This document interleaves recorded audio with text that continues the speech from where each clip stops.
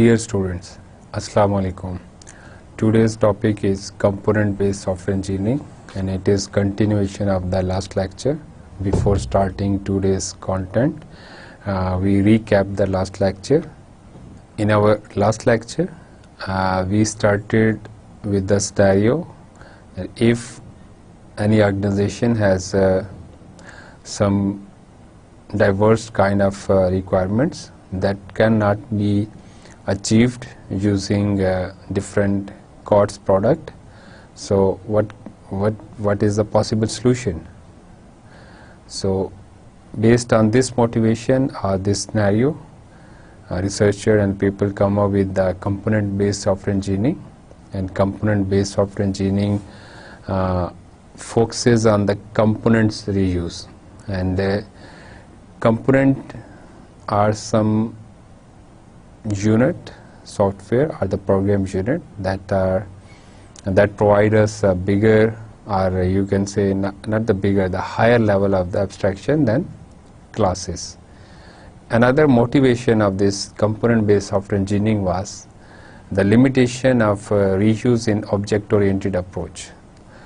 The concept of object oriented was inspired by the reuse, but when we discuss about the reuse of classes or objects, in fact it is quite limited. We need some good understanding of the internal detail of the object or the class, and definitely we need access to the source code. And if we have good understanding and the access to the source code, but still if you just suppose that we have classes that are available to the reuse, so now classes, when it is available for the reuse, its concepts is practically impossible. I mean that selling or buying of classes or object is somehow practically not possible. So for that reason we shifted or moved to the component based reuse. So what are the essentials of the component based software engineering? We must have independent components. Independent components mean we should have components that are self-contained, that perform some specific task or provide the service, and we are concerned with the interface only, and whatever the internal details, we have no access to those details. So independent components are the essential part of the component based software engineering. It is like the foundation of the whole scenario. And secondly, we need some component standards. And why we need standards? Because if everyone is developing components, different components based on their own assumptions, and we are not following any guideline, and when we want to integrate such components, definitely interoperability or the compatibility issues will rise. So if we want to make it effective reuse for the components, we must have some standards or guidelines, and based on those guidelines, when we develop the components that are more reusable. The third essential part is middleware. When we have different components, and normally components are not directly communicating with each other, so we need some communication medium, the way to communicate, and middleware provide us that facility. So through middleware we can effectively communicate between different components. And of course when we are using already developed components for our system deployment or development, we cannot follow the same traditional software process. So we need to modify our software processes, or we need to adjust our different activities, so we can effectively use the components, or we can do effective component based system development. And then we discussed different characteristics of components, the important characteristics. The first one is component must be standardized. What does it mean? Component should follow some specific standard, and when any component is following some specific standard, then there will be most probably less interoperability problem. And the second key characteristic is independence of the components. Component must be independent. As I already said, it should perform specific task, and it should not be dependent on the other components. And if they need, the components need some sort of services, it should be clearly defined in the interface description. And the third one is composable. Composable mean, again, the component should be self-contained, and so we can actually effectively use it. And similarly, component must be deployable. When we have components that are independent and composable, obviously it leads us to deployable components. So deployable components mean that can be integrated with other components, and it is only possible when we have well-defined documented components. Documentation give us details about the interface, what kind of operation or methods are provided by the component, what are the parameters, and what are the semantic details of the component, the implementation level detail. So documentation may vary from different vendors or component to component. And then we discussed elements of a component model. We said we need a component model, a standard that we can follow for the development of components. So three key elements are interfaces, usage, and deployment. And when we talk about interfaces, so there are two type of interfaces. One is the requires interface, the other one is provides interface. Requires interface describes that what kind of services are required by the component, whereas provides interfaces give us detail about the services provided by the output or the result provided by that specific component. And when we discuss about the deployment, so quite important information is what kind of component model we are following, and based on that model we can understand the different issues related to the interoperability. So if different components are following the same component model, they will be compatible and their deployment will be easier. And then we discussed SPSE, software process, that we need to customize, or we need to redefine our process if we want to use components in our development. So processes can be categorized at two broad level.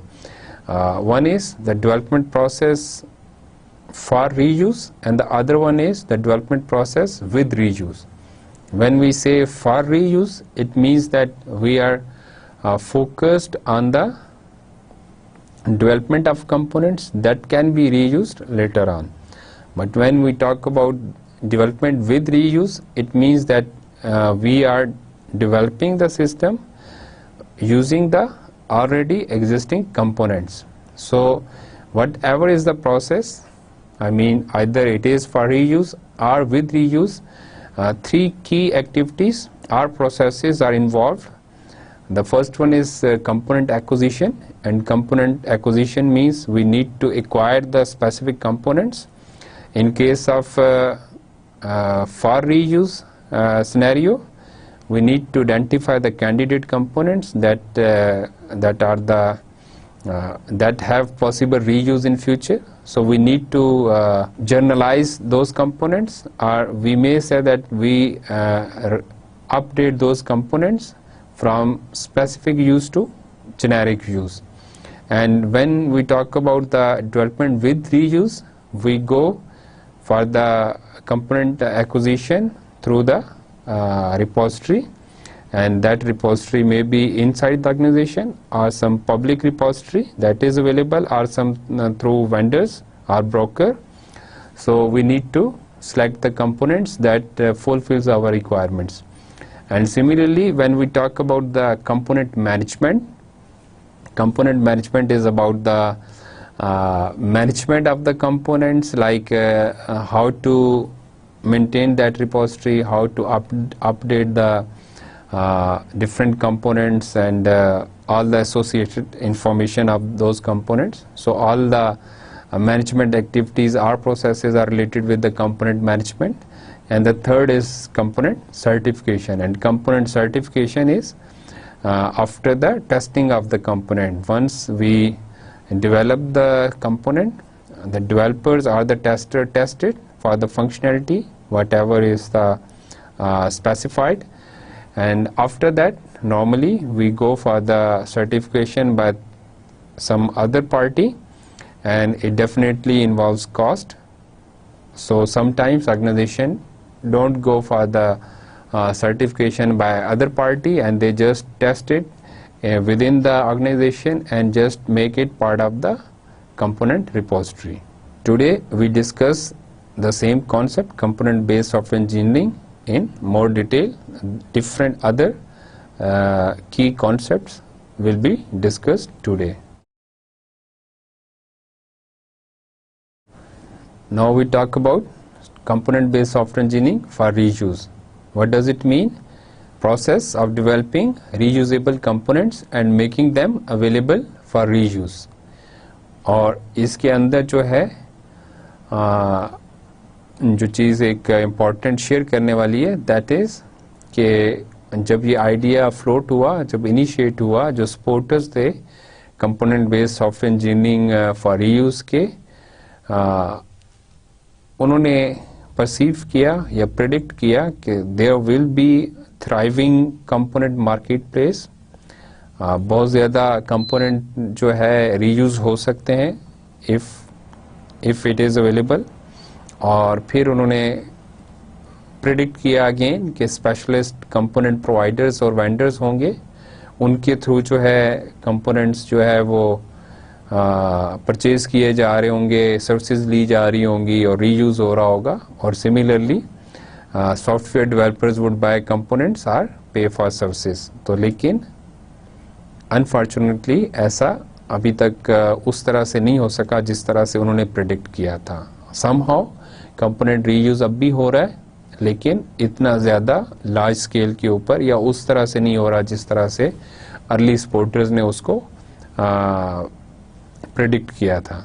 जो current scenario के अंदर या जो अभी component based reuse हो रहा है, that is more specific to the organization के अंदर ही जो है इस तरह के रीयूज़ प्रैक्टिसेस होती हैं और वो अपने कंपोनेंट्स को यूज़ कर रहे होते हैं. लेकिन वेंडर्स लेवल के ऊपर या उस तरह से जो मार्केट प्लेस का जो सोचा गया था वो नहीं हो रहा.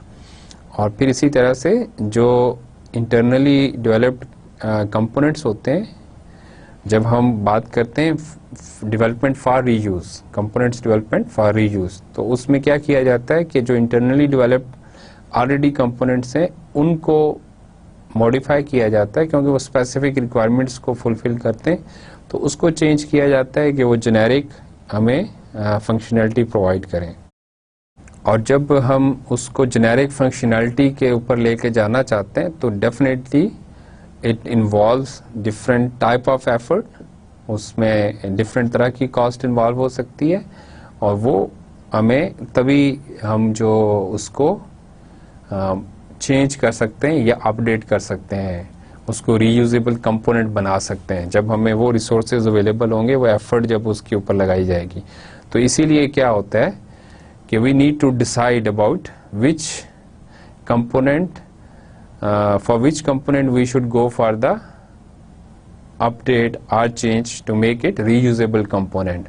हमने उसका यूजेज देखना होता है कि नियर फ्यूचर कितना लाइकली है कि ये रीयूज होगा, और फिर when we make it reusable, either the component implement stable domain abstraction, कि हम जब उसको बनाते हैं तो उसको एक जो भी आपके डिफरेंट डोमेन एब्स्ट्रैक्शंस हो सकती हैं। इसकी एग्जांपल मैं ऐसे देता हूँ कि जैसे बैंकिंग सिस्टम है, तो बैंकिंग सिस्टम के अंदर जो डोमेन एब्स्ट्रैक्शन है या बिजनेस ऑब्जेक्ट्स हैं वो क्या है, जैसे अकाउंट होल्डर है, जैसे ट्रांजैक्शन है, तो ये डिफरेंट तरह के बिजनेस ऑब्जेक्ट्स हैं और ये एक समहाउ स्टेबल ऑब्जेक्ट्स हैं और इनके अंदर कोई फ्रीक्वेंट चेंज नहीं है। तो अब इस तरह की जो एब्स्ट्रैक्शन है उसके लिए हम क्या कर सकते हैं, कंपोनेंट्स जो है वो बना सकते हैं, डेवलप कर सकते हैं जो कि रीयूज किए जा सकें। और फिर again we need to estimate the cost of changes, कि कितनी कुछ इसके अंदर चेंज कॉस्ट आएगी इसको रीयूजेबल बनाने के लिए। We need to estimate it. अब हम बात करते हैं कि what are possible changes that we need to make it. जब हम एक जेनेरिक रीयूजेबल कंपोनेंट की तरफ जाते हैं तो क्या है, तो फर्स्ट वन जो चेंज है that is related to the application specific method. We need to remove those all application specific methods, क्योंकि हमने उसको जेनेरिक बनाना है। तो पहली चेंज तो ये है। The second change that we need is we need to change the name of the components, और फिर उसके थ्रू क्या होगा, वो ज़्यादा जो मीनिंगफुल होना चाहिए, ज़्यादा जेनेरिक होना चाहिए, जिसके थ्रू हम सर्च कर सकें, इजीली आइडेंटिफाई कर सकें। और फिर इसी तरह से थर्ड जो चेंज है that is related to addition of the methods. हमें उसके अंदर कुछ और मेथड्स ऐड करने होंगे to provide more complete functional coverage. Quite possible कि जो पहला कंपोनेंट है एग्जिस्टिंग कंपोनेंट वो समहाउ आपको फंक्शनैलिटी तो प्रोवाइड कर रहा है, लेकिन स्टिल वो पूरी फंक्शनैलिटी नहीं है उस स्पेसिफिक बिजनेस ऑब्जेक्ट से रिलेटेड। तो we need to add more methods और उसको हम ज़्यादा रीयूजेबल इस तरह से बना सकते हैं। एक और possible change that is we need to handle the exceptions consistently for all methods. जब हम उसको रीयूज की बात कर रहे हैं तो हमारी एक्सेप्शन हैंडलिंग जो है वो कंसिस्टेंट होनी चाहिए फॉर ऑल मेथड्स। और फिर इसी तरह से क्वाइट पॉसिबल कि we need to add configuration interface. और कॉन्फ़िगरेशन इंटरफेस जो है वो क्या करेगा, जब आपने उस कंपोनेंट को जो है डिफरेंट सिचुएशन के अंदर यूज़ करना है तो हाउ टू कॉन्फ़िगर इट, तो वो कॉन्फ़िगरेशन इंटरफेस ये फैसिलिटी प्रोवाइड करेगा कि आप उसको चेंज कर सकें, अडेप्ट कर सकें according to the specific situation.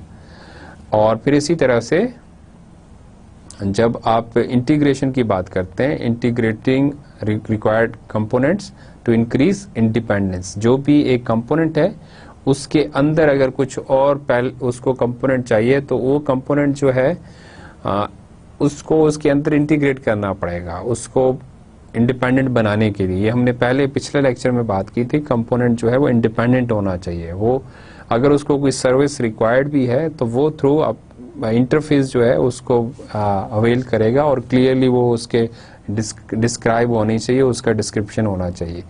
तो इसीलिए उसको इंडिपेंडेंट बनाने के लिए अगर वो किसी और कंपोनेंट्स से जो है कम्युनिकेट कर रहा था, उससे कोई सर्विस ले रहा था, तो हमें we need to integrate that component कि वो उसका पार्ट बन जाए। अब हम बात करते हैं एक्सेप्शन हैंडलिंग से स्पेसिफिक कि एक्सेप्शन हैंडलिंग हमने कहा कि it should be consistent for all methods, लेकिन यहाँ पे बात यह है कि इट इज़ डिफ़िकल्ट और इसके साथ जो प्रॉब्लम एसोसिएटेड है वो क्या है, हम उनको थोड़ा सा ब्रीफली डिस्कस करते हैं। The first problem is application may have their on exception handling requirements. उन रिक्वायरमेंट्स को अपने तौर पे उन्होंने इम्प्लीमेंट करना है, मैनेज करना है। तो अब कंपोनेंट की अपनी एक्सेप्शनल हैंडलिंग और एप्लीकेशन की अपनी रिक्वायरमेंट्स हैं तो ये कन्फ्लिक्ट हो सकता है। और फिर अगेन इसके अंदर क्या है कि हमें कंपोनेंट्स जो डिफाइन कर रहे हैं, जो कंपोनेंट्स हम डेवलप कर रहे हैं for reuse, that should define what exceptions can arise and publish these as a part of the interface। तो ये एक अच्छी प्रैक्टिस हो सकती है, एक पॉसिबल वे के जो भी एक्सेप्शंस हैं कंपोनेंट से रिलेटेड जो कि पॉसिबल हो सकती हैं, उनको जो है इंटरफेस का पार्ट बना दिया जाए, इंटरफेस लेवल के ऊपर उसको पब्लिश किया जाए। और अगेन इसकी एग्जांपल देखें कि एग्जांपल है कि सपोज आप स्टैक डेटा मैनेजमेंट का जो कंपोनेंट है उसके अंदर जो है if you want to detect and publish, जो दो एक्सेप्शन है, कौन सी दो हैं, वन इज स्टैक ओवरफ्लो और दूसरी क्या है स्टैक अंडरफ्लो। तो इसको जो है आपने डिटेक्ट भी करना है और पब्लिश भी करना है, और ये कंपोनेंट के साथ ये एक्सेप्शंस होनी चाहिए, आप इसको बताना चाहिए। और फिर अगेन जो ये इस तरह से जो एक्सेप्शन जो हैंडलिंग जो है, जो भी डिफरेंट उसके सिनेरियोज हैं, अगर इसको आप पब्लिश करते हैं थ्रू इंटरफेस, अगर आप इसको वो करते हैं मैनेज करते हैं, तो फिर क्या होगा, फिर आपके जो इंटरफेस है that become difficult to understand. तो अब यहाँ पे फिर अगेन आपने इस चीज़ को रियलाइज़ करना है कि किस हद तक आप इसको पब्लिश करें। अगर बहुत ज़्यादा अब इस तरह से इसके में ट्रेड ऑफ है, क्या अंडरस्टैंडेबिलिटी जो है वो मुश्किल होती जाएगी, रीयूज़ बढ़ता जाएगा। रीयूज़ को अगर कम करेंगे तो फिर यूजिबिलिटी क्या लें उसको आप, वो बढ़ेगी। इसको आगे हम चल के बात करेंगे, it is sort of trade off. और फिर इसी तरह से ऑपरेशन ऑफ कंपोनेंट में depend on local exception handling and changing and it may have serious implication, कि जो भी आपका मेथड है वो लोकल एक्सेप्शनल हैंडलिंग के ऊपर बेस करते हैं, तो एप्लीकेशन की अपनी एक्सेप्शनल हैंडलिंग हो सकती है और इसकी वजह से बड़ी सीरियस इम्प्लीकेशन हो सकती हैं। अब हम कुछ और फैक्टर्स डिस्कस करते हैं कि जब हमने इस तरह की डेवलपमेंट करनी है फॉर रीयूज़ कंपोनेंट्स की, हमने सिलेक्शन करनी है कि किसको हमने चेंज करना है, तो उसके अंदर डिफरेंट हमारे पास पॉसिबिलिटीज़ या वेज हैं टू एस्टिमेट द कॉस्ट। क्या cost when we make it usable या रीयूजेबल, सॉरी, और उसके अंदर हमने देखना है रिटर्न ऑन इन्वेस्टमेंट क्या है, एफर्ट्स चाहिए हैं, और एफर्ट्स जो है उसका जो उसके बाद जो बेनिफिट्स हैं उसके साथ उसका कोई कंपैरिजन होना चाहिए। और नॉर्मली आम तौर पे क्या होता है कि ये जो बेनिफिट्स जो उसके रीयूज़ के हैं वो इतने सिंपल, वो जो है ना प्रोडक्टिविटी के टर्म्स में हमें नज़र नहीं आते हैं, सिंपल प्रोडक्टिविटी गेन्स नहीं है। लेकिन उसको अगर इस तरह से देखें तो हम क्वालिटी के टर्म में जो है हम बेनिफिट्स ले रहे होते हैं। जब एक कंपोनेंट्स जो है वो प्रॉपरली उसको टेस्ट किया जाएगा, रीयूजेबल बनाया जाएगा, तो जैसे जैसे उसकी वो अपडेशन और वो मैच्योर होता जाएगा, तो वैसे वैसे वो ज़्यादा रिलायबल और ज़्यादा डिपेंडेंसी उसके ऊपर बढ़ती चली जाएगी। वो एक जिसको हमने कहा था डिपेंडेबल होता है कंपोनेंट या यूनिट, तो क्वालिटी इंप्रूव होगी। और फिर इसी तरह से टाइम टू मार्केट गेन हमें हो सकता है, और टाइम टू मार्केट गेन्स के अंदर भी क्या है कि हमें फिर अगेन डेवलपमेंट टाइम जो है उसको शॉर्टन कर सकते हैं और हम मार्केट के अंदर compete कर सकते हैं। और डिफरेंट लोगों ने वैसे इसके लिए, ये तो सब्जेक्टिव से जो है वो फैक्टर्स हैं या डिस्कशन है, डिफरेंट जो है कुछ और रिसर्चर्स ने इसके लिए डिफरेंट फार्मूलाज प्रपोज किए हैं, और ये हमने अपने कुछ पिछले लेक्चर्स के अंदर इससे मिलते जुलते फार्मूलेस देखे भी थे, फार्मूलाज के कैसे हम कर सकते हैं कॉस्ट बेनिफिट एनालिसिस। तो डिफरेंट पैरामीटर्स हो सकते हैं, उनकी कोई अपनी वैल्यूज़ हो सकती हैं, और उन वैल्यूज़ की बेस के ऊपर हम कैलकुलेशन कर सकते हैं, लेकिन एनीवेज ये कैलकुलेशन इतनी सिंपल नहीं होगी। और फिर अगेन ये सिर्फ एस्टिमेट्स ही होंगे, कुछ हार्ड एंड फास्ट या बहुत ज़्यादा रिलायबल एस्टिमेशन या कैलकुलेशन भी नहीं होगी। और फिर इसी तरह से जो कंपोनेंट रीयूज़ है, it also depends on the application domain and functionality, कुछ ऐसी स्पेसिफिक एप्लीकेशन डोमेन हो सकती है जिसके अंदर आपके पास बहुत लिमिटेड से कंपोनेंट्स हो, या उसमें कोई एप्लीकेशन ज़्यादा ना बनी हो, या वो फंक्शनैलिटी जो है वो यूनिक सी हो। तो फिर इस केस के अंदर आपके पास जो ऑप्शन है वो लिमिटेड से हैं। तो अगर लेकिन कोई ऐसी डोमेन है जो कि जिसके अंदर बहुत ज़्यादा काम हुआ, बहुत ज़्यादा एप्लीकेशन बनी है, या ऑर्गेनाइजेशन ने उसमें सिमिलर प्रोजेक्ट्स काफ़ी सारे किए हैं, तो वो डेफिनेटली वहाँ पे आप कंपोनेंट रीयूज जो है वो बड़ी इजीली इस डेवलपमेंट की तरफ जा सकते हैं। और अगेन जो पिछली स्लाइड में मैंने आपसे जिक्र किया, you need to make trade off between reusability and usability of a components. जब आप उसकी इंटरफेस जो डिस्क्रिप्शन है या जो इंटरफेसिंग है उसको डिफिकल्ट करते जाएंगे, तो जैसे जैसे वो डिफिकल्ट होगा तो फिर अंडरस्टैंडेबिलिटी के प्रॉब्लम होंगे। रीयूजेबिलिटी बढ़ेगी लेकिन अंडरस्टैंडेबिलिटी कम होती जाएगी। तो इसीलिए हम इसको यूं भी कह सकते हैं कि यूजेबिलिटी कम होती जाएगी उस कंपोनेंट की। तो बैलेंस्ड अप्रोच होनी चाहिए कि किस तरह से आपने इसको मैनेज करना है।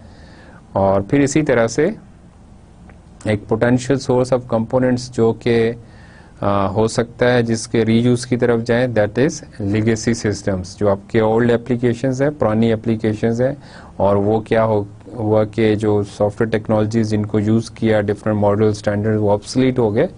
तो अब उसके अंदर जो है उनको आप क्या कर सकते हैं, रीयूज की तरफ लेके जा सकते हैं। और उनके सब प्रॉब्लम क्या है कि उनमें कोई क्लियरली डिफाइंड रिक्वायर्ड्स और प्रोवाइड्स इंटरफेसेस नहीं है। वो आपको सर्विसेज प्रोवाइड कर रहे होते हैं, टास्क जो है वो परफॉर्म होता है, लेकिन स्टिल वो इतने अच्छे तरीके से अपने इंटरफेसेस को उसके अंदर मैनेज नहीं किया गया होता। और इस तरह की जो एप्लीकेशन होती हैं उसके अंदर जो है आपको सॉर्ट ऑफ रैपर चाहिए होता है। और रैपर जो है लेगेसी सिस्टम रीयूज की, जब हमने डिफरेंट सॉफ्टवेयर रीयूज की डोमेन्स या लेवल्स ऑफ रीयूज डिस्कस किए थे, तो उसमें हमने कहा था कि लेगेसी सिस्टम्स के अंदर भी रीयूज है। और रैपर जो है वो क्या होता है, काइंड ऑफ न्यू इंटरफेस होता है। आप यूजर को नया इंटरफेस प्रोवाइड करते हैं, लेकिन उसके अंदर आपकी एप्लीकेशन वही पुरानी होती है, सिस्टम वही पुराना होता है। तो इस तरह से भी कंपोनेंट उसको आप उन लेगेसी सिस्टम्स को या उन सॉफ्टवेयर को आप एज ए कंपोनेंट्स डील कर सकते हैं। अब अगर कंपोनेंट जो है वो डेवलप हो गया, उसको टेस्ट कर लिया और उसको हमने कन्वर्ट कर दिया रीयूजेबल कंपोनेंट में, तो फिर नेक्स्ट जो टास्क है that is we need to manage it.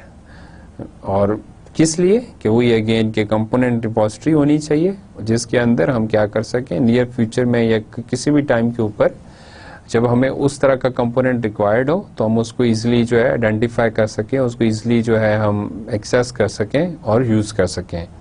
और फिर इसके अंदर जो है जो डिफरेंट स्टेप्स हैं मैनेजमेंट के, the first one is we need to classify it so that we can easily discover it. उसकी क्लासिफिकेशन करनी होती है, किस डोमेन के अंदर है, किस कैटेगरी के अंदर है। तो ये एक की टास्क है related to the component management या रिपोजिटरी जो मैनेजमेंट है। And secondly we need to make sure that this component is available in the repository. ऐसा नहीं हो कि जो डेवलप किया, टेस्ट किया और देन अगेन उसको रिपोजिटरी के अंदर जो है ऐड नहीं किया, अपडेट नहीं किया।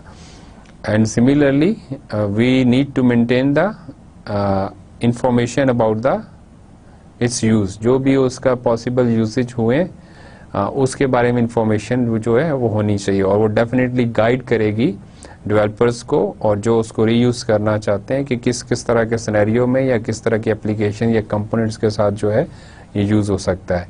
And we need to have tracking system for that repository. हर कंपोनेंट के लिए उसके जो डिफरेंट वर्जन्स हैं उनको जो है ट्रैक करना होगा, उनकी इंफॉर्मेशन जो है हमें अपने पास अपडेटेड रखनी होगी। और फिर इसी तरह से अगेन के जब डेवलपमेंट हो गई, जब टेस्टिंग हो गई, तो सर्टिफिकेशन की तरफ जाना है। और सर्टिफिकेशन जो है वो टेस्टिंग से हटके है और ये अगेन इसके अंदर कॉस्ट इन्वॉल्व है, एक्सपेंसिव प्रोसेस है और अक्सर ऑर्गेनाइजेशन इसके लिए नहीं जाती। लास्ट लेक्चर में हमने डिस्कस किया था कि ब्रॉड लेवल के ऊपर प्रोसेसेस को दो उसमें डिवाइड किया जा सकता है, process for reuse and process with reuse. तो अब यहाँ पे हम डिटेल में प्रोसेस को डिस्कस करते हैं कि जब हम फॉर रीयूज़ की बात करते हैं, जब हम खुद कंपोनेंट्स जो है डेवलप करते हैं कि उसको रीयूज़ किया जा सके, तो उसके अंदर जो है क्या कुछ की एक्टिविटीज़ या प्रोसेसेस हैं। तो फर्स्ट ऑफ ऑल ये बात तो क्लियर है कि हमें एक कस्टमाइज्ड डेवलपमेंट प्रोसेस चाहिए, और फिर अगेन जो डिफरेंसेस जहाँ पे आते हैं प्रोसेस के हवाले से, एक ट्रेडिशनल जो डेवलपमेंट प्रोसेस है और जो कंपोनेंट बेस्ड सॉफ्टवेयर इंजीनियरिंग का प्रोसेस है, उसके अंदर डिफरेंस देख लें, या ये क्या लें कि वो क्या एक्टिविटीज़ हैं जहाँ पे वो डिफ़र करता है। तो उसके अंदर जो पहली चीज़ है that is we need to outline user requirements rather than the detailed description of the user requirements. क्या मतलब है कि पहले जो ट्रेडिशनल या एक जो नॉर्मल हमारी सॉफ्टवेयर डेवलपमेंट होती है उसके अंदर हम डिटेल्ड के अंदर जो है वो यूज़र रिक्वायरमेंट्स गैदरिंग का प्रोसेस और उसकी डिस्क्रिप्शन होती है। लेकिन जब हम कंपोनेंट बेस्ड सॉफ्टवेयर इंजीनियरिंग की बात कर रहे हैं तो फिर उसमें हमें एक आउटलाइन कर देखना है कि मेजर रिक्वायरमेंट्स क्या हैं, किस तरह की रिक्वायरमेंट्स हैं, या किस तरह से हम उनको क्लासीफाई कर सकते हैं। और फिर again we need to encourage stakeholders to be flexible, उनको वो रिजिड नहीं हो, बल्कि we need to motivate them कि वो अगर थोड़ा बहुत उसको कस्टमाइज कर लें, चेंज अगर एक्सेप्ट कर लें अपनी रिक्वायरमेंट्स में, तो उसका बेनिफिट ये होगा कि हम ज़्यादा कंपोनेंट्स जो है वो रीयूज़ कर सकेंगे। लेकिन अगर रिजिड रिक्वायरमेंट्स के साथ जो है चलेंगे तो फिर जो कंपोनेंट्स का रीयूज़ है वो लिमिटेड हो जाएगा। और फिर अगेन एक और जो डिफरेंस है, जो नॉर्मल जो प्रोसेस जो डेवलपमेंट होती है, सॉफ्टवेयर जो प्रोसेस होता है, स्पेशली जब इंक्रीमेंटल जो डेवलपमेंट होती है, तो उसके अंदर क्या होता है, with the passage of time आप रिक्वायरमेंट्स लेते हैं या रिफाइन करते हैं। लेकिन इस केस में क्या होता है, we need a complete set of requirements, क्योंकि फिर तभी तो हमने डिसाइड करना है कि व्हाट टाइप ऑफ कौन से रिक्वायर्ड जो कंपोनेंट्स हैं वो हमें रिक्वायर्ड है। एक और जो डिफरेंस है नॉर्मल सॉफ्टवेयर प्रोसेस से हटके जो है, that is we need to refine and modify requirements as early as possible. हम उन्हें जो है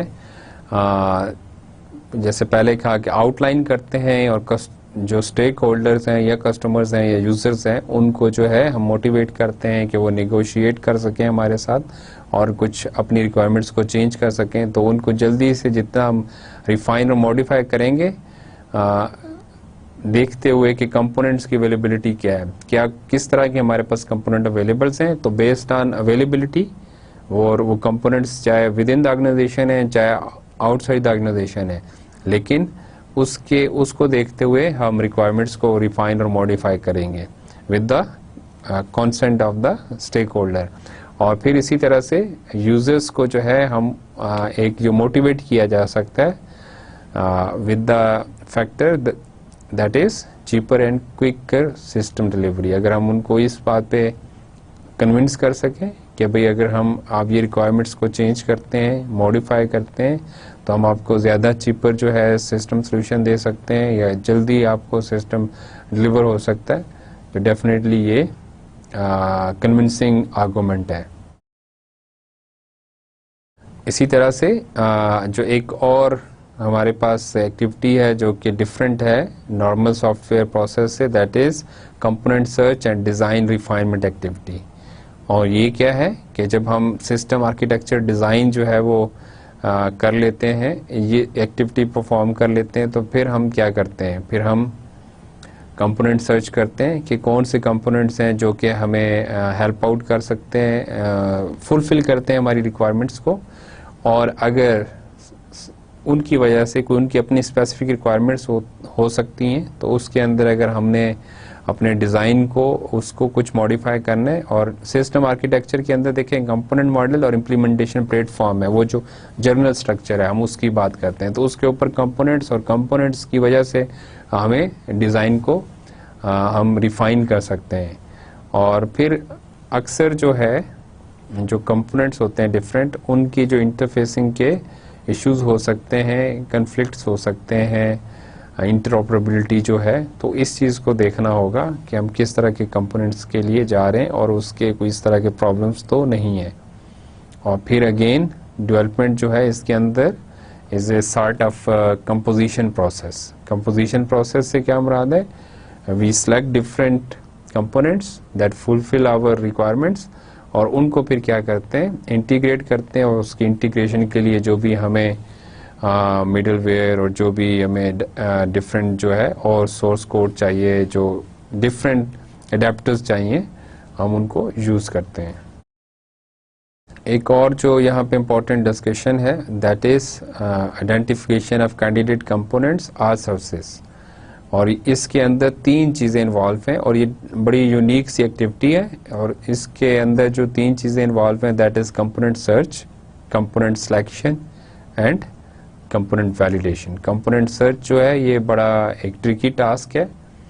ऑर्गेनाइजेशन के अंदर भी अगर आपकी रिपोजिटरी है और अगर आपने रिसेंटली ज्वाइन किया ऑर्गेनाइजेशन को या आपको कोई प्रीवियस एक्सपीरियंस नहीं है उन कंपोनेंट्स का, तो ये एक चैलेंजिंग टास्क है कि आप अपने रिक्वायर्ड कंपोनेंट्स जो भी based on your specific requirements उसको कैसे आइडेंटिफाई करें।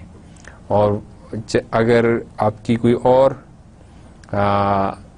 एक्सटर्नल रिपोजिटरी है, कोई ऑनलाइन रिपोजिटरी है, अगर उसको आप जो है उसके थ्रू जो है सर्च कर रहे हैं तो उसको भी जो है उसमें भी कंपोनेंट्स को फाइंड आउट करना जो है वो इजी टास्क नहीं है। और कुछ स्पेसिफिक जो है सर्च इंजन्स होते हैं जो कि specific to the component search हैं, उनको भी यूज़ किया जा सकता है। तो ये एक एक्टिविटी है। और once you search the relevant or the required components, अब आपके पास मल्टीपल अगर वो आइटम्स आ गए, कंपोनेंट्स आ गए, तो you need to select the best one. अब वो जो भी आपकी रिक्वायरमेंट्स हैं, अब उसके अंदर अब आपके डिफरेंट कंपोनेंट्स जो है वो एक तरह के कंपीटिंग कैंडिडेट्स हैं। अब उसमें ज़्यादा बेहतर कौन से, ज़्यादा अप्रोप्रिएट कौन से कंपोनेंट्स हैं, you need to select it. और अगेन ये भी इतना इजी नहीं है क्योंकि आपको you need to understand the interfaces of different components और उसके क्या ऑपरेशंस हैं, क्या पैरामीटर्स हैं। और समटाइम्स ये बड़ा ट्रिकी हो सकता है कि अपेरेंटली जो आपको जो भी पैरामीटर्स नज़र आ रहे हैं क्या वो बिहेव भी उस तरह से करेगा कंपोनेंट। तो वो जो अब ये जो टास्क है that is related to component validation, कि आप उसने सेलेक्ट किया, अब उसको आपने इंटीग्रेट किया, अब फिर उसको टेस्ट करते हैं। टेस्ट के अंदर जो है आपने क्वाइट पॉसिबल के कुछ डिफरेंट टेस्ट केसेस डेवलप करते हैं, डिफरेंट सिनेरियोस जो है डेवलप करते हैं और उसके अगेंस्ट फिर आप जब देखते हैं तो अक्सर आपको पता चलेगा कि जो एडवर्टाइज किया गया था, जो डॉक्यूमेंट किया गया था कि कंपोनेंट इस तरह से जो है बिहेव करेगा, उस तरह से बिहेव कर रहा है या उससे डिफरेंट है। तो ये कंपोनेंट वैलिडेशन भी जो है इटसेल्फ एक की टास्क है। तो जो कि अब ये कंपोनेंट सर्च, सिलेक्शन और वैलिडेशन जो है एक नॉर्मल सॉफ्टवेयर प्रोसेस के अंदर जो ट्रेडिशनल हमारी डेवलपमेंट होती है उसके अंदर ये एक्टिविटी नहीं होती, लेकिन कंपोनेंट बेस्ड सॉफ्टवेयर इंजीनियरिंग के अंदर ये की एक्टिविटी है। इस स्लाइड के ऊपर देखें फिगर जो है ये इस ओवरऑल सॉफ्टवेयर प्रोसेस को जो कि component based software engineering for reuse है उसको रिप्रेजेंट करती है। ये फिगर जो है पेज 465 से ली गई है सॉफ्टवेयर इंजीनियरिंग की बुक 9th एडिशन सोमरविली। सबसे पहले देखें we need to outline system requirements. यहाँ से फिर हम क्या करते हैं, based on those system requirements we identify candidate components, or once components are identified we need to modify requirements, क्योंकि components की कुछ जो भी उसके इंटरफेसेस हैं और जो हमारी रिक्वायरमेंट्स हैं इसका आपस में कुछ कन्फ्लिक्ट हो सकता है। तो फिर हमने क्या करना है, कंपोनेंट्स को तो चेंज नहीं कर सकते, we need to modify update our requirements, negotiation with the stakeholders, उसको मोटिवेट किया जा सकता है स्टेक होल्डर को। और फिर we go to the architectural design. Architectural design जो है उसकी बात करते हैं और वंस इट इज़ डन फिर हम कैंडिडेट कंपोनेंट्स जो है वो आइडेंटिफाई करते हैं, उनको जो है वो कंपोज करते हैं, इंटीग्रेट करते हैं और फिर सिस्टम को देखते हैं और डिप्लॉय करते हैं। अब हम बात करते हैं कंपोनेंट कंपोजिशन की। और कंपोनेंट कंपोजिशन जो है ये पहले भी आपको आइडिया हो गया होगा, हमने बात की है कि it is a process to integrate different components. तो ये कंपोजिशन है कंपोनेंट्स की। और definitely we need some sort of glue code जो कि इनको आपस में जोड़ सके, जो इनकी आपस में कम्युनिकेशन करा सके। और डिफरेंट पॉसिबिलिटीज हो सकती हैं और वी में से different ways to integrate components, और वो क्या हो सकते हैं? 3 की हमारे पास कैटेगरीज हैं। The first one is sequential composition. Sequential composition क्या हो सकती है कि creation of new components by calling to existing components in sequence, कि एक कंपोनेंट को कॉल किया, फिर दूसरे कंपोनेंट को कॉल किया, और इससे फिर क्या हुआ, एक नई आप सर्विस या टास्क परफॉर्म कर रहे हैं। इसको हम ये भी कह सकते हैं कि it is composition of the provides interfaces. What does it mean? कि एक कंपोनेंट आपको कुछ सर्विसेज प्रोवाइड कर रहा है, अब उसको भी अवेल करते हैं, और एक दूसरा जो कंपोनेंट है उसकी जो भी प्रोवाइड्स इंटरफेस है उसके थ्रू भी आप सर्विसेज लेते हैं या रिजल्ट्स लेते हैं, तो ये उसकी कंपोजिशन है। और फिर अगेन इसके अंदर कंपोनेंट एक दूसरे को कॉल नहीं कर रहे, डायरेक्टली जो कम्युनिकेशन है बिटवीन द कंपोनेंट्स वो नहीं है। जो ग्लू कोड है वो आपको क्या करता है, ये सर्विस प्रोवाइड करता है कि कंपोनेंट कॉल जो है होती है इन राइट ऑर्डर। ये बहुत ज़रूरी है कि वो प्रॉपर जो भी सीक्वेंस है उसके अंदर कंपोनेंट्स को कॉल किया जाए।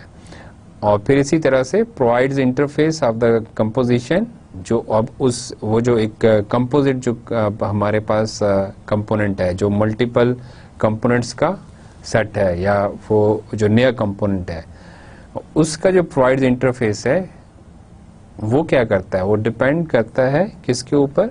Combined functionality of both components. जो डिफरेंट कंपोनेंट्स हैं उनकी जो कंबाइंड फंक्शनलिटी है, इंडिविजुअल फंक्शनलिटी की बात नहीं हो रही, उसका कोई सम अप नहीं है, उनकी जो कंबाइंड फंक्शनलिटी है वो उसका क्या है, प्रोवाइड्स इंटरफेस है। इसी तरह से एक और हमारे पास जो पॉसिबिलिटी है कंपोजिशन की, another way, that is hierarchical composition. और इसके अंदर क्या होता है, one component calls directly the other component, एक के बाद दूसरा। तो इसके अंदर क्या है, the provides interface of called component must be compatible with the required interface of the calling component. और ये बिल्कुल सही है कि जब अगर आप एक कंपोनेंट दूसरे कंपोनेंट को कॉल कर रहा है तो एक का प्रोवाइड्स इंटरफेस होगा, एक का रिक्वायर्ड इंटरफेस होगा, तो दोनों के जो भी पैरामीटर्स हैं वो मैच करने चाहिए। और जब तक वो मैच नहीं करेंगे तो वो प्रॉपरली कम्युनिकेशन नहीं हो सकती, फिर तो मिसमैच है ना, फिर तो कन्फ्लिक्ट है। और फिर अगेन इस तरह के जो आपके पास कंपोनेंट्स होते हैं, जो इस तरह की कंपोजिशंस होती हैं, उसके अंदर आपको एक्स्ट्रा कोड नहीं रिक्वायर्ड होता, वो जो ग्लू कोड होता है वो नहीं है, क्योंकि डायरेक्ट कम्युनिकेशन हो रही है। और इस तरह की जो कंपोजिशन है वो वेब सर्विसेज के लिए भी यूज़ नहीं होती, क्योंकि जो नॉर्मली वेब सर्विसेज होती हैं वो प्रोवाइड्स इंटरफेस हमें दे रही होती हैं रादर देन कि उनको रिक्वायर्ड इंटरफेस चाहिए हो। और फिर तीसरी जो पॉसिबिलिटी है, जो पॉसिबल कंपोजिशन है, दैट इज एडिटिव कंपोजिशन। और एडिटिव कंपोजिशन क्या होती है, 2 or more components are put together to create a new component. वो डिफरेंट कंपोनेंट्स हैं और उनको इस तरह से आप अरेंज करें, इस तरह से उनकी कंपोजिशन हो कि उससे नया कंपोनेंट बने। और वो क्या है कि interfaces of a new component is a combination of the corresponding interfaces in already used components. और ये डिफर करता है उससे जो कि हमने सीक्वेंस जो है सीक्वेंशियल कंपोजिशन की बात की थी। और components are called separately through the external interface of a new component. ये नहीं है कि वो एक साथ जो है वो, अब उनको जो कंपोनेंट्स हैं उनको अलग-अलग से कॉल किया जाएगा थ्रू द न्यू इंटरफेस जो नया कंपोनेंट बना है। और जो बोथ जो कंपोनेंट्स हैं, यूज्ड कंपोनेंट्स जो ऑलरेडी जो थे जिनको रीयूज किया है, वो क्या है, they are not independent, sorry not dependent, independent components हैं और वो एक दूसरे को भी कॉल नहीं कर रहे हैं, लेकिन दोनों मिलके एक आपको फंक्शनैलिटी प्रोवाइड करे, एक नया कंपोनेंट प्रोवाइड कर रहे हैं। इस स्लाइड के ऊपर देखें, ये फिगर जो है पेज नंबर 469 से ली गई है, आयन सोमरवेली की बुक सॉफ्टवेयर इंजीनियरिंग से।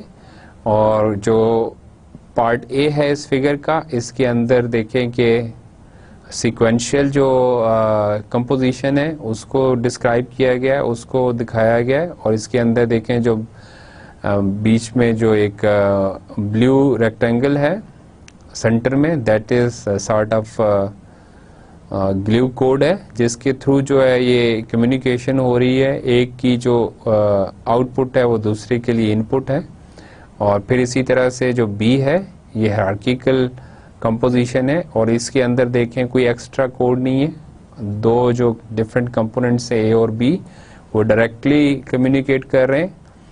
और जो थर्ड आपके पास कंपोजिशन है जिसको एडिटिव कंपोजिशन का, उसमें कहा देखें कि दो डिफरेंट कंपोनेंट्स हैं, उनको एक और कह लें कि कंटेनर के अंदर या एक और जो है उनसे नया कंपोनेंट बनाया गया, और दोनों डिफरेंट जो है वो आपस में इंटरेक्ट नहीं कर रहे, लेकिन जो नया कंपोनेंट है उसका जो इंटरफेस है उसके थ्रू दोनों के साथ कम्युनिकेशन हो रही है। तो ये तीन डिफरेंट मेजर कंपोजिशन पॉसिबिलिटीज हैं या क्लासेस हैं।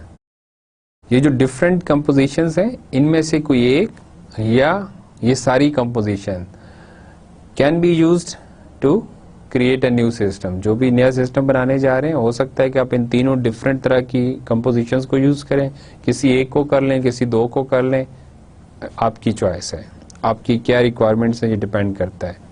और ग्लू कोड जो है वो मैंने आपको पहले ही बता दिया है कि ये आमतौर पे क्या करता है, इंटरफेसिंग का काम देता है बिटवीन टू कंपोनेंट्स, उनको लिंक करता है।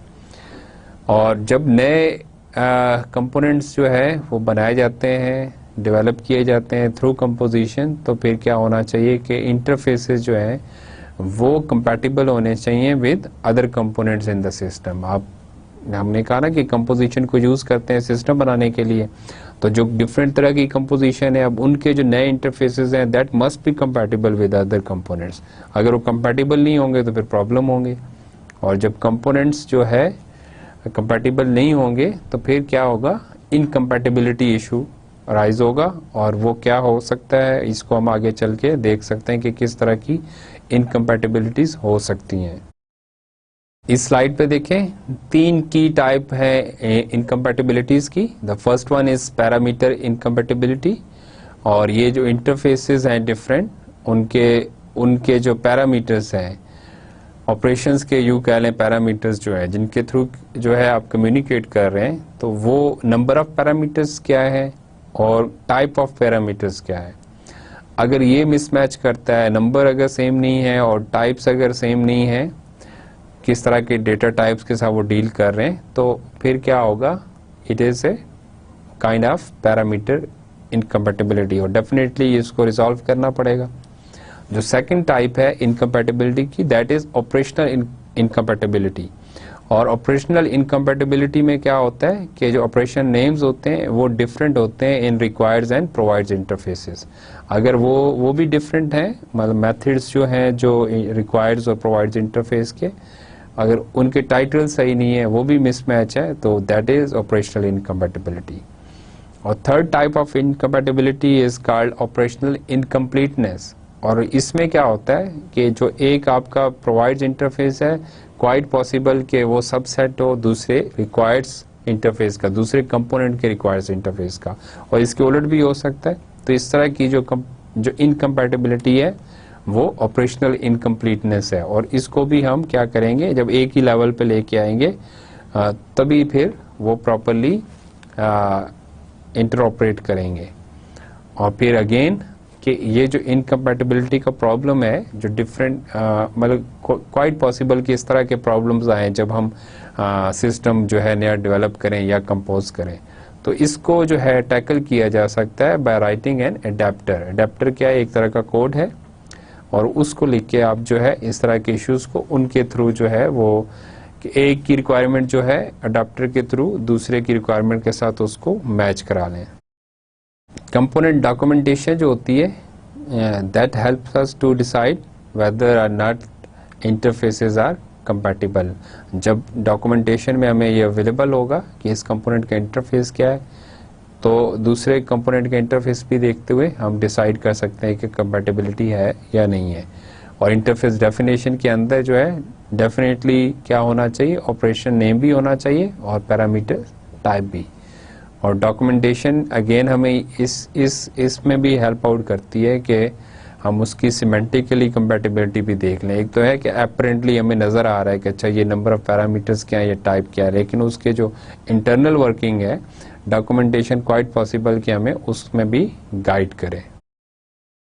इस स्लाइड के ऊपर देखें, एक एग्जाम्पल दिखाई गई है और ये एग्जाम्पल शो करती है इनकम्पैटिबिलिटी को बिटवीन डिफरेंट कंपोनेंट्स। एक डेटा कंपोनेंट है दैट इज डेटा कलेक्टर और दूसरा जो हमारे पास कंपोनेंट है दैट इज सेंसर। तो अब इसमें देखें कि जो डेटा कलेक्टर है उसके जो रिक्वायर्स जो इंटरफेस है दैट इज सेंसर मैनेजमेंट और सेंसर डेटा, और जबकि जो दूसरा हमारे पास इंटरफेस है जो कंपोनेंट है सेंसर, उसके देखें प्रोवाइड्स के अंदर क्या है, स्टार्ट, स्टॉप और गेट डेटा। तो अब ये मिसमैच है दोनों का। इस साइड पे जो डेटा कलेक्टर के जो राइट साइड पे दिखाए गए दैट आर प्रोवाइड्स इंटरफेस कि वो क्या क्या सर्विसेज आपको दे रहा है, स्टार्ट सेंसर, स्टॉप सेंसर। लेकिन एनीवेज इन दोनों को कंपैटिबल बनाने के लिए डेटा कलेक्टर को और सेंसर को हम क्या करेंगे, एक एडेप्टर जो है वो उसको लिखेंगे, ऐड कराएंगे, और अब वो वहाँ से सेंसर से डेटा ले रहा है और जो भी रिक्वायर्ड जो डेटा कलेक्टर के इंटरफेस है दैट इज सेंसर मैनेजमेंट और सेंसर डेटा, वो उसमें कन्वर्ट करके उसको दे रहा है। तो अब इस तरह से एडेप्टर के थ्रू हमने क्या कर लिया है, इन दोनों को कंपैटिबल कर लिया है, इन दोनों को आपस में कम्युनिकेट करा लिया है। जब हम कंपोजिशन की तरफ जाते हैं तो हमें पोटेंशियल कॉन्फ्लिक्ट्स को देखना होगा between functional and non functional requirements के जो डिफरेंट तरह की कंपोजिशन है, इससे हमारे कॉन्फ्लिक्ट हो सकते हैं विद रिक्वायरमेंट्स। तो we need to make decisions, we need to understand कि what composition of component is most effective for delivering the functional requirements for the system. हमें वो मोस्ट इफेक्टिव कंपोजिशन को लेना होगा जो कि हमारी फंक्शनल रिक्वायरमेंट्स को फुलफिल करे, उसको अंडरस्टैंड करना होगा। Secondly, what composition of the components will make it easier to adapt the composite component when its requirements change. What does it mean? कि जो भी आपकी composition है different components की, वो इस तरह की होनी चाहिए कि अगर आपकी requirements change होती है तो वो जो composite component है वो easily जो है modify हो सके। ऐसा ना हो कि वो जो requirements change होने की बेस के ऊपर जो changes हैं वो मुश्किल हो जाए। और इसी तरह से what will be the emergent properties of the composed system, इसको भी देखना बहुत ज़रूरी है कि कहीं ऐसा तो नहीं होगा कि अगर आप डिफरेंट तरह की कंपोजिशन जो है वो उसके अंदर इम्प्लीमेंट करते हैं तो वही अगेन के फंक्शनल रिक्वायरमेंट्स पूरी करते हैं तो हो सकता है नॉन फंक्शनल रिक्वायरमेंट्स पूरी नहीं हो रही, सिस्टम स्लो हो गया या और इस तरह का प्रॉब्लम हो सकता है, जैसे कि डिपेंडेंसी का भी हो सकता है, डिपेंडेबिलिटी जिसे हम कह रहे हैं। और फिर अगेन हमें ओवरऑल उसको देखना है कि आपका सिस्टम जो है वो कंपैटिबल है या नहीं है। इस स्लाइड के ऊपर देखें, यहाँ पे एक एग्जांपल दी गई है। पीछे जो हमने डिस्कस किया कि हमें ट्रेड ऑफ करना पड़ता है, हमें देखना पड़ता है कि किस तरह से जो कंपोजिशन है वो आपकी फंक्शनल और नॉन फंक्शनल रिक्वायरमेंट्स को अफेक्ट करेगी। कहीं ऐसा तो नहीं होगा कि कन्फ्लिक्ट जो है वो आए। तो अब यहाँ पे जो फिगर है that is from page number 475 software engineering book, और ए जो पार्ट है इसके अंदर यहाँ पे देखें 3 डिफरेंट कंपोनेंट्स हैं। डेटा कलेक्शन एक कंपोनेंट है, डेटा मैनेजमेंट दूसरा कंपोनेंट है और रिपोर्ट जनरेटर जो है वो तीसरा कंपोनेंट है। और अल्टीमेटली आपको रिपोर्ट मिल रही है और ये आपस में कम्युनिकेट कर रहे हैं 3 कंपोनेंट्स। जबकि दूसरा जो आपके पास सिनेरियो है जो पार्ट बी है, इसके अंदर देखें डेटा कलेक्शन है और डेटाबेस है, और डेटाबेस डायरेक्टली आपको रिपोर्ट जनरेट करके दे रहा है। अब अगर देखा जाए तो जो आपके पास ऑप्शन बी है, यहाँ पे इंटरफेसिंग के प्रॉब्लम्स कम होंगे क्योंकि सिंपली यहाँ पे क्या है कि कंपोनेंट आपके कम है। 2 कंपोनेंट के साथ आप डायरेक्टली अपना टास्क पूरा कर रहे हैं। डेटाबेस ही आपको रिपोर्ट जनरेटर का काम भी कर रहा है और आपको रिपोर्ट प्रोवाइड कर रहा है। जबकि दूसरे केस के अंदर जो सिनेरियो ए है या ए पार्ट है, उसमें देखें कि आपके पास 3 डिफरेंट कंपोनेंट्स हैं। तो फिर 3 डिफरेंट कंपोनेंट्स के बीच में कम्युनिकेशन रिक्वायर्ड होगी। अगर इसमें अब जो परफॉर्मेंस है वो स्लो डाउन हो सकती है, कम हो सकती है, आपकी डिक्रीज हो सकती है, जबकि बी में ऐसा नहीं होगा। लेकिन यहाँ पे अब फ्लेक्सिबिलिटी ये है कि आपकी रिपोर्ट्स के वाले से रिक्वायरमेंट्स चेंज हो जाती हैं, तो आप जो है डेटा मैनेजमेंट को डिस्टर्ब किए बगैर क्या कर सकते हैं, रिपोर्ट जनरेटर जो है वो चेंज कर सकते हैं, रिप्लेस कर सकते हैं, और ये इसके अंदर ज़्यादा आप फ्लेक्सिबल हैं। जबकि ये काम जो है बी में नहीं हो सकता। बी में आपकी परफॉर्मेंस अच्छी हो जाएगी क्योंकि यहाँ पे कंपोनेंट्स कम है और डायरेक्ट आप रिपोर्ट जनरेट कर रहे हैं। लेकिन अगर यहाँ पे रिपोर्ट्स के हवाले से आपकी रिक्वायरमेंट्स चेंज होती हैं तो फिर डेटाबेस कंपोनेंट के हवाले से एक तो ये है कि कम्प्लेक्सिटी बढ़ेगी क्योंकि ये डेटा मैनेजमेंट को भी एड्रेस कर रहा है, डील कर रहा है, और दूसरा रिपोर्ट्स के हवाले से इसकी अपनी कोई लिमिटेशंस हो सकती हैं, तो उन लिमिटेशंस को फिर जो है वो अफेक्ट करेंगी हमारी नई रिक्वायरमेंट्स को। तो ये एक तरह का ट्रेड ऑफ है कि आप किस तरह से जो है कंपोनेंट कंपोजिशन करते हैं, और इस चीज़ को अंडरस्टैंड करना बहुत ज़रूरी है कि क्या फंक्शनल रिक्वायरमेंट्स हैं, क्या नॉन फंक्शनल रिक्वायरमेंट्स हैं, और आपके लिए ज़्यादा इम्पॉर्टेंट क्या है। आज के लेक्चर को समराइज करते हैं। We started with the component based software engineering for reuse, और फॉर रीयूज़ के अंदर हमने कहा कि जब इस तरह का प्रोसेस जिसके अंदर हम कंपोनेंट्स को जो है रीयूजेबल बनाते हैं, वी नीड चेंजेस, और वो चेंजेस जो है उसको फ्यूचर के अंदर उसी तरह के जो रिक्वायरमेंट्स हों तो उसके अंदर उसको हम यूज़ कर सकते हैं कंपोनेंट को। और इसके अंदर हमने डिस्कस किया कि क्या पॉसिबल चेंजेस हो सकती हैं, और पॉसिबल चेंजेस जो है उसमें जो की चेंजेस थी वो ये थी कि पहले हम वो एप्लीकेशन स्पेसिफिक कंपोनेंट होगा, एप्लीकेशन स्पेसिफिक कंपोनेंट को हमने जेनेरिक जो है कंपोनेंट में लेके जाना है। तो सबसे पहले तो ये देखना होगा कि वो नंबर ऑफ कंपोनेंट्स क्या है, और फिर उसके अंदर जो हमें नज़र आते हैं, क्योंकि इसके अंदर एफर्ट जो है इन्वॉल्व है, कॉस्ट इन्वॉल्व है टू चेंज स्पेसिफिक फंक्शनैलिटी जो कंपोनेंट है जो परफॉर्म कर रहा है उसको जेनेरिक कंपोनेंट में चेंज करने के लिए। तो वी नीड टू प्रायोरिटाइज, और प्रायोरिटाइजेशन जो है वो अगेन बेस करती है कि कितनी जो है आपको रीयूज वो पॉसिबल नज़र आ रहा है उस स्पेसिफिक कंपोनेंट का। तो एप्लीकेशन स्पेसिफिक से आप क्या करेंगे, उसको जर्नल जो है यूज़ के लिए उसमें चेंज करेंगे। उसके लिए आपको हो सकता है उसके इंटरफेस को चेंज करना पड़ेगा, आपको जो भी उसकी डॉक्यूमेंटेशन है उसको अवेलेबल करना पड़ेगा, उसको पार्ट बनाना पड़ेगा रिपोजिटरी का, उसको मैनेज करना पड़ेगा, और फिर वो अवेलेबल होना चाहिए डिफरेंट टाइम के ऊपर रीयूज़ के लिए। इसी तरह से हमने कुछ और फैक्टर्स को डिस्कस किया, और उसके अंदर सबसे जो की था वो यही था कि कॉस्ट के वाले से हमें डिसीजन लेने होते हैं कि we need to do some cost benefit analysis.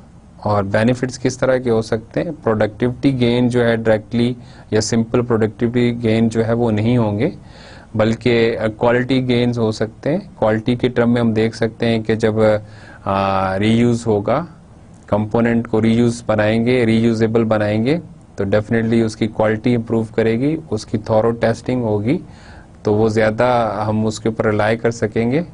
और फिर इसी तरह से जो है जो हमारी डिप्लॉयमेंट जो है वो ज़्यादा अच्छी होगी, क्विक होगी, जल्दी होगी यूजिंग दोज रीयूजेबल कंपोनेंट्स। लेकिन हम कुछ और इसके लिए न्यूमेरिकल जो है फार्मूलाज भी यूज़ कर सकते हैं और डिफरेंट उसके पैरामीटर्स हो सकते हैं, लेकिन इसको एस्टिमेट करना जो है वो काफ़ी मुश्किल है, इतना कुछ सिंपल नहीं है। और फिर हमने ये भी कहा था कि जब हम इस तरह से कंपोनेंट्स को बनाते हैं रीयूजेबल, तो इसके अंदर हमारे पास जो एक्सेप्शन हैंडलिंग है उसके भी प्रॉब्लम हो सकते हैं। अब उसको किस लेवल के ऊपर हमने मैनेज करना है, देखना है, क्योंकि जब हम एक्सेप्शनल हैंडलिंग जो है कंपोनेंट की अपनी होगी, और जबकि जो एप्लीकेशन होती है नॉर्मली एप्लीकेशंस की अपनी एक्सेप्शनल हैंडलिंग जो है टेक्निक्स होती हैं या उसको अपने तौर पे वो मैनेज करते हैं, तो ये एक तरह का फिर कन्फ्लिक्टिंग सीन है। एनीवेज थ्रू कंपोनेंट इंटरफेस हम क्या करते हैं कि एक्सेप्शनल हैंडलिंग करते हैं, और जब इस तरह के हम काम करते हैं तो फिर इंटरफेस जो है वो it becomes harder to understand, और रीयूजेबिलिटी या रीयूज का जो कॉन्सेप्ट है वो फिर इससे अफेक्ट होता है।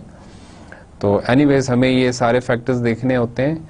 और फिर हमने बात की सॉफ्टवेयर प्रोसेस की, कि सॉफ्टवेयर प्रोसेस जो है इसको ये डिफरेंट है जब हम कंपोनेंट बेस्ड सॉफ्टवेयर इंजीनियरिंग की बात करते हैं। डिफरेंट किससे है? जो ट्रेडिशनल सॉफ्टवेयर डेवलपमेंट प्रोसेस है। और इसमें हमने बात की कि रिक्वायरमेंट्स जो होती हैं वो रिक्वायरमेंट्स हम आउटलाइन करते हैं रादर देन के डिटेल डिस्क्रिप्शन हो, क्योंकि हमने ये देखना है कि क्या मेन रिक्वायरमेंट्स हैं, और मेन रिक्वायरमेंट्स की बेस के ऊपर फिर हमने कंपोनेंट्स जो है वो आइडेंटिफाई करने या उनकी सिलेक्शन करनी है। और फिर इसी तरह से हम इसके अंदर जो रिक्वायरमेंट्स हैं उसको ज़्यादा जल्दी रिफाइन और मॉडिफाई करते हैं based on the availability of components.